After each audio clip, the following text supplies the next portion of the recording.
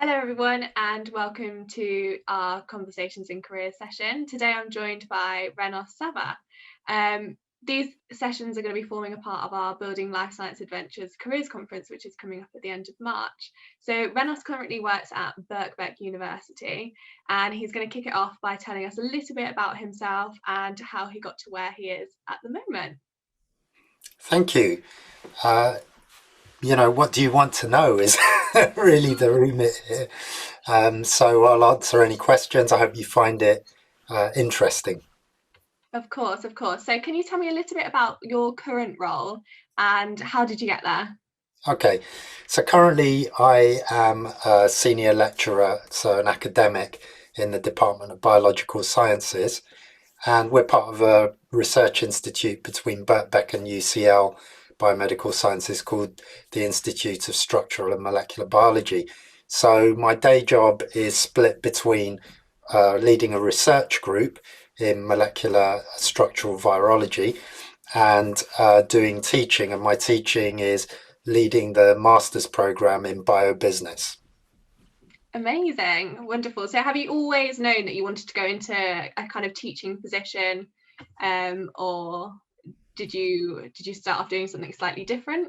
Yeah, so I guess I'm just one of those people who never left school. Okay, so if you don't leave school, you end up going to university. If you don't leave university, you end up just carrying on in some capacity at university.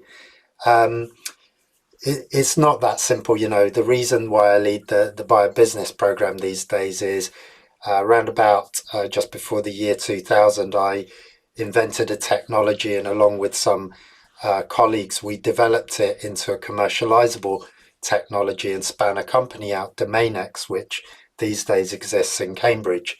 So I incubated DomainX in my research lab for 7 years before they went off to an incubator at Elbic, at the Royal Vet College, and then off to the various Cambridge science parks, one or other. And they're doing very well. As a co-founder of the company, I did a lot of business development type activities as well as running the research team and developing the technology. Therefore, by the time I parted ways with DomainX, I guess I'm just waiting for my shares to mature right now. But I came back to the university because I enjoyed the experience of translating my research, and I was still interested in other types of research. So over the years, I've been less successful at translating my research, but that's what I always try to do. So who knows, it might happen again. But in the meantime, I did the various lectureship teaching qualifications and taught on undergraduate courses at UCL and Birkbeck, more subject specific molecular biology, structural biology, and then was asked to design the master's course in biobusiness, which is a collaboration with the Department of Management at Birkbeck. So it's a proper cross disciplinary course which is aimed at anybody really, whatever background, but we tend to attract a lot of first degree bioscientists. We do attract quite a sizable percentage of completely non scientists by background. But the key thing that unites everybody who comes on the course is they want to work in the life sciences industry, but not in a white coat at a laboratory bench. They want to know how business works, and they want to experience how the life sciences and healthcare industries in particular work and what kind of roles they could go into. So yeah, I'm really excited by that. Yeah, gosh, that's great to hear, and you clearly enjoy what you do. How many people do you come across then that are kind of going from a non-science role and are interested in moving into the life sciences? Do you find it's becoming more common?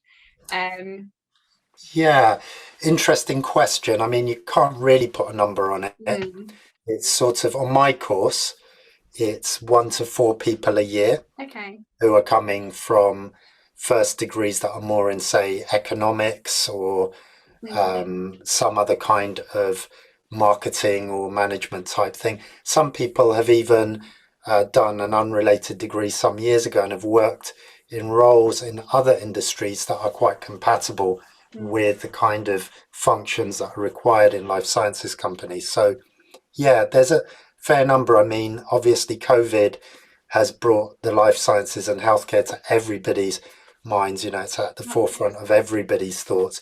I can only imagine this becoming more of a phenomenon as we go Mhm. forward. I think the key thing, do you believe in your transferable skill set? Okay. I know I never planned to be a lecturer. I am in a university because of my research, really, truth be told. But yes, I greatly enjoy delivering this course content, but also I do a lot of careers related things. I mean, I work with Tony at One Nucleus behind the scenes on some of the careers related things I've been doing over the past few years. We share, um, this feeling that we could do more to inspire people in terms of do you have the skills and do you have the right attitude to join the life sciences and the healthcare industry. And people should believe in their skills a bit more, because in most cases, yes, you probably do. You just have to know how to apply that.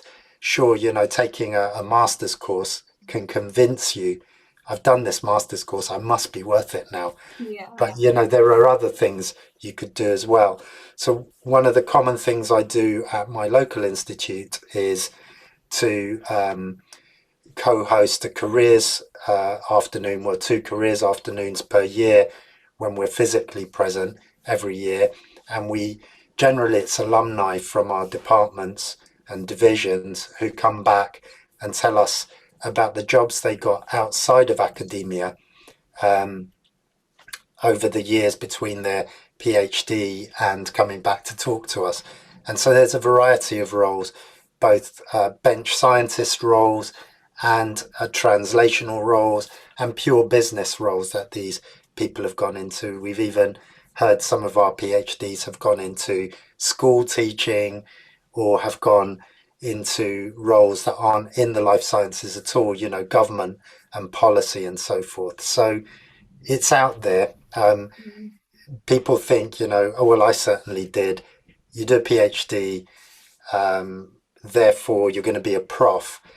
But one of the favourite images that I know Tony likes, I certainly do, using in my careers work, is one from the Royal Society around 2011, I think it was, Mm. which shows that about 0.5% of PhD graduates Yeah. become professors. And Crazy. it's it's about informing people that you're almost certainly going to go somewhere other than prof Yeah. unless you really, really are dedicated to getting there. And so, what is it that you could do? How much value can you add, and are you interested? And my belief is it's all about networks. I think that's why I've been asked to do this interview today.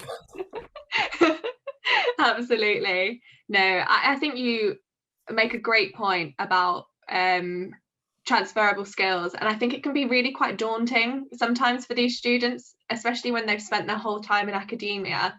They can almost underestimate themselves a little bit, and not consider all of these other transferable skills that they've got to develop and grow in different job roles. So yeah, I think you make a great point. And also networking as well is so important. What kind of advice would you give on to students in kind of seeking that support? Yeah, I think networking comes with this sort of baggage. It's scary. You go into a room and people give you business cards and you don't have one. Mm. So my first piece of advice is print some business cards. Of course, these days it's much more often Yeah. that people just ping a LinkedIn to each other Mm. at the networking events. So it's become much easier in that Mm. respect. But until you're comfortable with going to networking, until you can recognize some faces, you might want to bring some familiar faces, not to stand in a corner and eat all the canapes nervously, but just so that you can get in there mob handed, and then there's someone in the room if things go cold. Mm. um yeah, just go along with somebody to make it easier initially would be my advice. But people generally like talking. I Yeah. mean, look at me. You can't keep me quiet, can you? But this is what it's all about because you'll talk to people. The other thing is, there's very few students per year, and I hope it stays that way if you're watching this. But some students are brave enough to contact me and say, "Hey, do you know somebody in this company, or do you know how I can find out more about this company?" And if you ask, you're going to get some help. Obviously, if I've suddenly increased demand by 2 orders of magnitude, I'm suddenly going to become, in the Bahamas, yeah, like unavailable. But yeah, just watch this video and pretend that I helped you. Yeah. Yeah, networking can be daunting, but only because some people, and I don't know if it's particularly a science thing, are scientists more introverted? Well, not most of the ones that I've met, I have to say. But people are people, just be true to yourself. If you need to go with a friend, go with a friend. It's no big deal. But don't hang around like you're conjoined twins or something, make something of the moment. And the more you try it, the more different events you go to, the more you realize what events work for you, what events contain people you're more interested in speaking to. And by making a few connections, you've got people to ask, "Hey, it was really great meeting you at such and such an event. I'm really interested in working with this company. Do you happen to know somebody who works there?" Etc. I think that's really great advice. Thank you. So going back to your career journey, what kind of challenges have you faced along the way in making some decisions? I've got this amazing ability, you younger people, of putting myself back where I was. And although you can never truly do that authentically because you've got all this life experience when you've reached the other side, I can see actually some of the pivotal points. Okay. I would say the first decision was, should I get a job or should I do a PhD? That was after the undergrad, right? And really, I wasn't sure. I did apply for jobs as well as PhDs. And I did a PhD, okay? Then during the PhD, when things weren't going so well, I wondered what I'd ever do with myself and how I'd explain this 3 or 4 year gap on my CV. But of course, that worked out. And then I still wasn't 100% sure that I wanted to be an academic. In fact, I was fairly certain I didn't.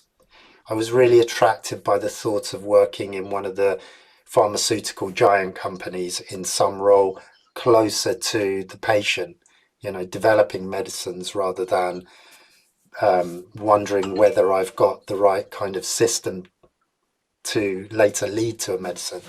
So I did apply for a lot of industry jobs. I didn't get in, and I continued as a research fellow. And it was during the period of probation, which was 3 year period for the research fellowship that I went for, that I did this invention that then turned into the combinatorial domain hunting technology that then turned into Domain X. So really, it's like being a surfer, isn't it? You go out on a board and you either get chomped by a shark, you look like a fool, or you hang 10, right? And you don't know what's going to happen. But unless you put yourself out there, nothing will happen. So you've got to do something. So I guess what I'm saying is I hedged my bets at every step, and then something came out. If you go for things where you think, well, I'm not really sure about this, but let's see in 6 months if I get it. And when your back's against the wall, you will throw a lot of dice. Okay, so that's how I'd look at it if I was looking towards where I am. Looking back to where a lot of people are coming from, I would say, here I am. I've got tons of experience. You can ask me some questions. And this is why we're here today, right? Yeah. So, not just me. Please don't ask me questions. I'm very busy. Ask that other person who you know, right? That one. Yeah, that one. I knew you knew who I was talking about when I said it.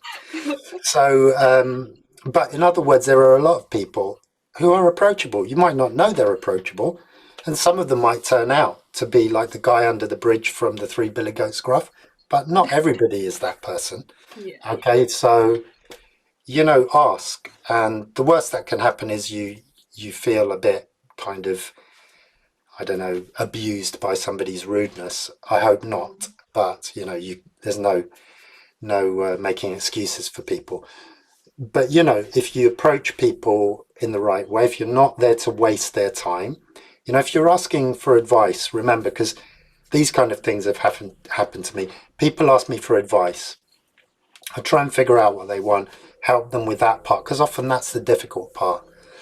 And then they'll go so far, and then you can tell actually maybe they didn't really want that, because they kind of stall, and you sort of have a few conversations, and then you think when you're ready you'll do something like we tried to do. But then they'll come back, and then they'll ask you again, and it's like, no, we've been here before. Mm. This is about you, not about me. So if you really want this, you're going to do it. So make sure you ask people authentically. Don't ask them for the sake of asking. Either you want to ask or you don't want to ask. And if you do, you should. And if that person can't help you, you ask somebody else. Eventually, though, you've got to be authentic. You've got to understand you're after something like this. It might not exactly be this. And that's my next piece of advice. The company you finally managed to get a job with, that might not be the company that really defines your interest. You can work there, and then it's on your CV, and you can use that as currency to get a job in I wish I had more of this kind of role. And then you apply for those kind of roles, because that's on your CV. It will help you, and so on and so forth. So, yeah, don't buy crystal balls. Not worth it. Ask people who kind of know where the land lies. Do your own research. You'll be surprised. You don't necessarily need to ask people, but remember, networking is a very valuable thing when it comes to getting a job. If all you ever do is answer ads, that's you and the other 200 people who answer every single ad. If it's you talking to a network connection who puts you in touch with somebody who said to you in their last conversation, hey, we're going to be advertising a job in 6 months. If anybody's keen on this kind of role, why don't you put them in touch? And that happens with me a lot. So. Yeah, crikey. Yeah, no, I completely agree. I think it's so important as well for these students to focus on something that they are truly interested in, because then you can really invest that time into getting there. And of course, networking is so important. So again, going back to you, was there a time or based on your experience, is there something that you are maybe grateful for learning along the way? Or has somebody given you some advice that you've held on to? Yeah. Well, I guess I've picked up random bits of advice that have proved to be useful 3-in-1 tools, at times. Probably the most useful bit of advice anybody ever gave me was, if it's not broken, don't fix it. Okay, so, which implies that if it is broken, fix it. But apart from such generic adages, I think I'm grateful for having realised, sometimes a little bit late into the game, that I am very fortunate to be associated with a certain person at a certain time. And it's those realizations that somebody's truly mentored you, and you don't even notice until sometimes years into that relationship, that somebody has mentored you. They've changed the way you go about things. They've given you a whole load of background knowledge without you ever having to have acquired it personally. And then when it all clicks into place, you're very grateful. So there's a lot of great people out there. They don't consider themselves great necessarily, and perhaps nobody else does. Who knows? But they've made a great difference to at least a person other than themselves. And I think, that's one of the really good things. The other good thing that I've learned is you won't always agree with everybody who gives you advice. but it doesn't mean that you have to be dismissive of it in any way whatsoever. What you should do is say, well, that's really interesting. It makes no sense to me whatsoever right now. But what about the day when it does? Because that's also happened to me as well. Okay, so any advice you receive, you should receive gratefully, because it makes no sense, does not compute. Well, that's because you don't have all of the, accessory modules. Yeah. And then when it finally whirs into life, because you've got those accessory modules, hey, now you're in a great place, and you're really glad you didn't just toss that out as a really weird thing. You held on to it and you tried to make sense of it. And eventually, if it's relevant, it will make sense. Wonderful. Well, thank you so much, Renos. It's been a pleasure to have you on here today. And I thoroughly enjoyed it. I've really enjoyed listening to you. So thank you. Well, thank you for inviting me. It's also been a pleasure. I hope this helps anybody whatsoever. And I look forward to the conference itself. Thank you.